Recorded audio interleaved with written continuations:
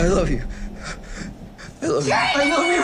I love you! Imagine paying $6.99 at a mystic shop for a cheap novelty toy, breaking it in half, and actually getting the one thing you want the most in the world. No tricks, no ancient demons trying to steal your soul, just pure, immediate wish fulfillment. Sounds great, right? Wrong. Curry Barker's indie horror hit Obsession introduces the One Wish Willow. You only get one wish.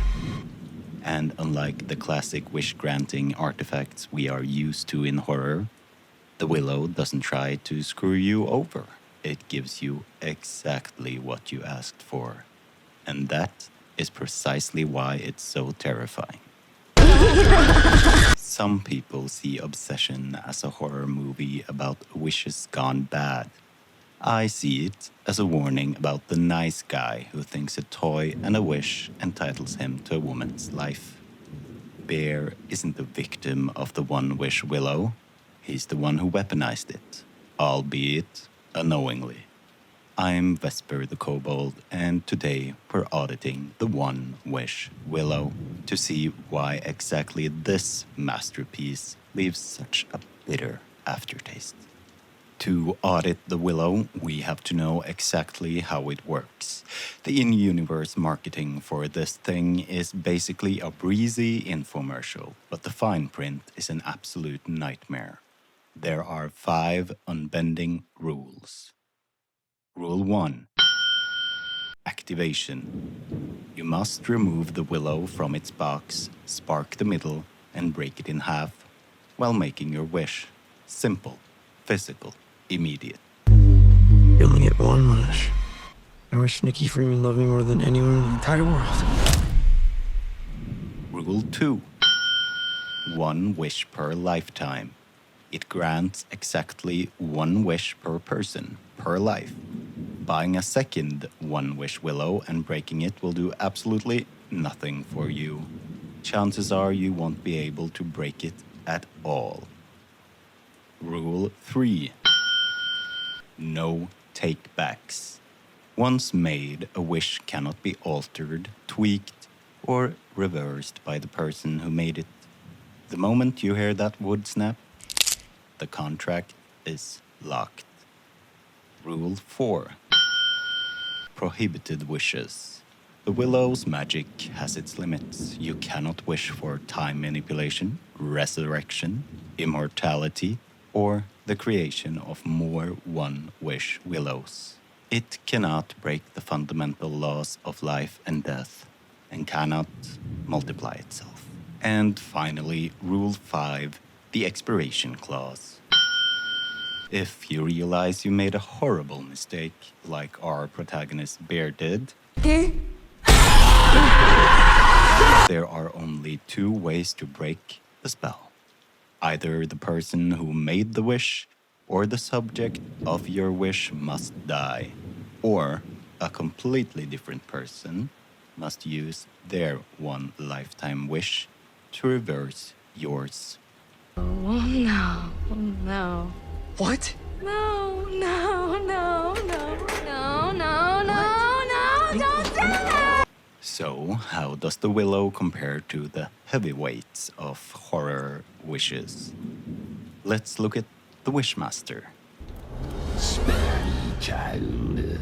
3 wishes, Alexandra. Doesn't that intrigue you? Just a little. The Djinn is an active malicious antagonist. If you wish for $1 million, he'll kill your family so you get the life insurance payout. He's actively looking for a loophole to cause you maximum emotional pain. Then, you have the monkey's paw. This is the classic trope of fate punishing you for being greedy. It relies heavily on ironic curses. You ask for your dead son back, he comes back as a rotting corpse knocking at your door, Pet Cemetery style. Sometimes dead is better. The One Wish Willow doesn't care about irony. It doesn't have a demonic agenda.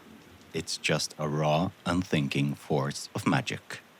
When Bear makes his wish to have his crush Nikki fall in love with him, the Willow doesn't try to trick him. The horror comes from the physics of the wish itself. To force another human being to love you more than anyone in the world, the Willow literally has to hijack her autonomy. It possesses her body and shatters her original personality. Does Nikki like me? Yeah.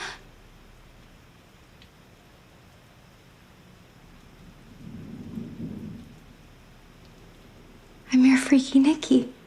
The Willow didn't maliciously screw Bear over. Bear's own lack of foresight and the brutal reality of forcing someone's will screwed Bear over. As for Bear's actions when he realized that something was terribly wrong with Nikki, that's another video in itself. This brings us back to Rule 5, the Expiration Clause. This is where obsession shifts from a creepy premise into a horrible realization. Because Bear cannot alter his wish, Rule 3, and he cannot resurrect anyone if things go fatally wrong, Rule 4, he is backed into a terrifying corner. The Expiration Clause forces a moral absolute. Someone has to die, or someone has to sacrifice their once-in-a-lifetime wish to fix your mistake. Think about the psychological weight of that. You have to look your best friend in the eye and say, I know you could use this stick to cure your mom's illness or get $1 billion, but I need you to use it to fix my creepy stalker mistake instead. It turns a supernatural problem into a deeply human conflict about selfishness and sacrifice. The One Wish Willow is a brilliant narrative device because it forces the characters to realize that getting exactly what they want without restrictions is the worst thing that could ever happen to them.